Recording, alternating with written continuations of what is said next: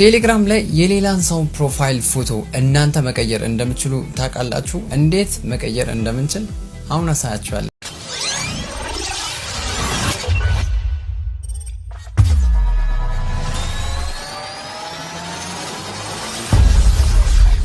ቴሌግራም የሌላን ሰው ፕሮፋይል እናንተ ራሳችሁ መቀየር ከፈለጋችሁ ወደ ቴሌግራም አፕሊኬሽን ትገባላችሁ። ከገባችሁ በኋላ ፕሮፋይል ለመቀየር ወደ ፈለጋችሁ ሰው ፕሮፋይል ትገባላችሁ። ከገባችሁ በኋላ ስሙን አንድ ጊዜ ክሊክ ታደርጋላችሁ። ፕሮፋይሉንም ክሊክ ማድረግ ትችላላችሁ። ካደረጋችሁ በኋላ ከላይ ኤዲት የሚል አለ። እሱን በተን አንድ ጊዜ ተነካላችሁ። ከነካችሁ በኋላ እዚህ ጋር ሁለት በተኖች አሉ።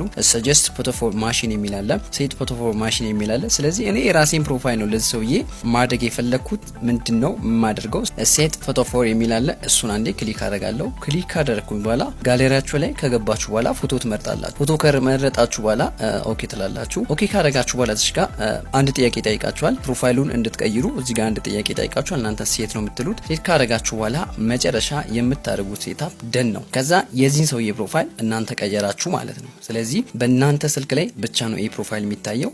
ሰውየው ግን የተለያየ ፕሮፋይሎችን ቢቀይር እሱ የሚጠቀመው ፕሮፋይል ለሌላ ሰው እሱ የሚጠቀመው ፕሮፋይል ነው የሚታየው። ለእናንተ ግን እናንተ የቀየራችሁት ፕሮፋይል ነው የሚታየው ማለት ነው። ይጠቅማል። ይህንን ይመስላል የዛሬው ቪዲዮ። ሀሳብ አስተያየታችሁን ወይም ደግሞ ግልጽ ያልሆነላችሁ ነገር ካለ ኮመንት አስቀምጡልኝ። በቀጣይ በሌላ ቪዲዮ ተመልሼ እመጣለሁ። እስከዛ በያላችሁበት ሰላማችሁ ይብዛልኝ።